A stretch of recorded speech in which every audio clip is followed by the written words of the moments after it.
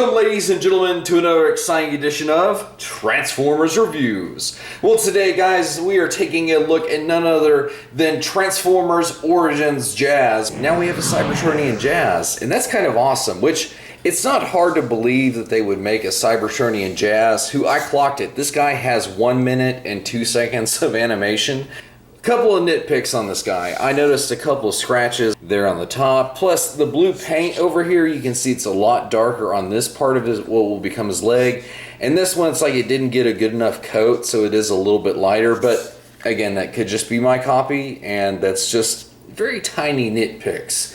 Because some of the things that I noticed about this is, if you can see on his main window, within it, he has the detailing for a smaller window, kind of like you would see on some sports cars. But the funny thing about this is, because it is a Cybertronian vehicle, it doesn't have to have wheels. Loving how that looks. So it is very clean. And here we can see him with Optimus and the appropriate Bumblebee. But it's not about Optimus, which we know there's a new version of this guy coming out. But I think what everybody wants to definitely see is how he stacks up to Bumblebee. And you know what? That cartoon aesthetic is very nice. It's going to be interesting as we get more of these guys on the shelf. I definitely think Wheeljack is the next, which he'll be just an excellent addition to these two guys. Oh, come on, you knew we were going to be looking at a Studio Series version, which, when you compare the two of these boys, it's not hard to see how he went from something like this to like this. But definitely you can still tell that it's overall Jazz. I'm excited to kind of show you guys how he looks in his robot mode as well.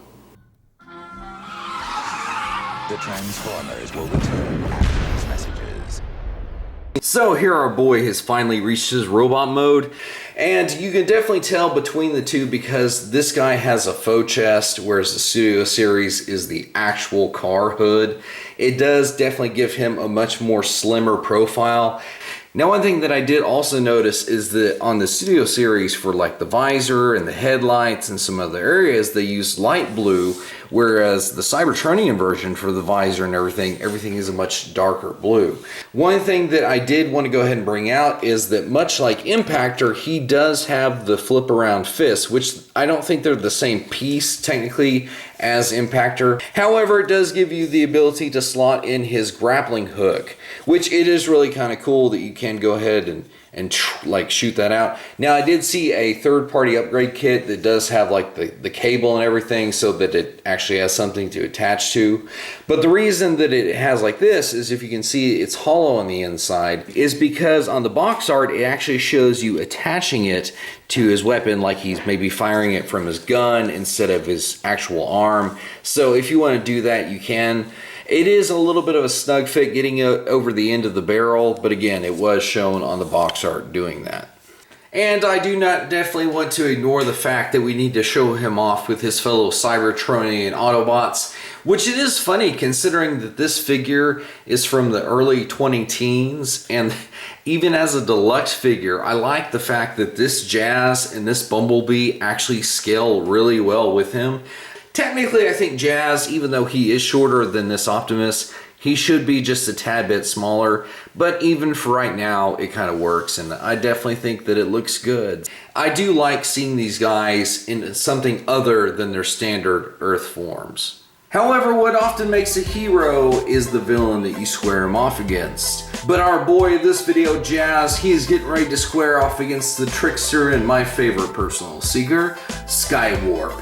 Despite these boys being newer figures, they don't clash terribly with the style of the FOC/WFC boys. The G1 aesthetic is there for each and every one of these guys, but it does kind of give us a little bit of a glimpse of what these newer figures are capable of doing.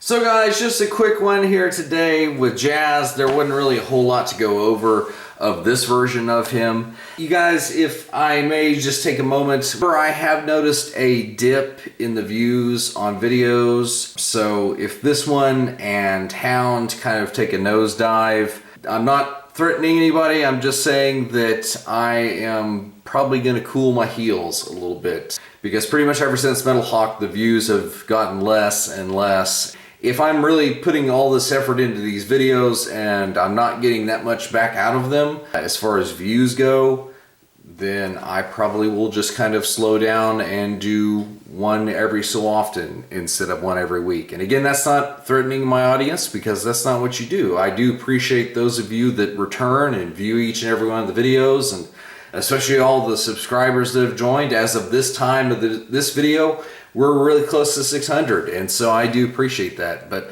I'm just saying that I kind of feel like all this effort's going to a little bit of waste, again, with the exception of those of you that come and watch every video, which I appreciate you guys. So anyway, until next time, guys, we will see you in another review.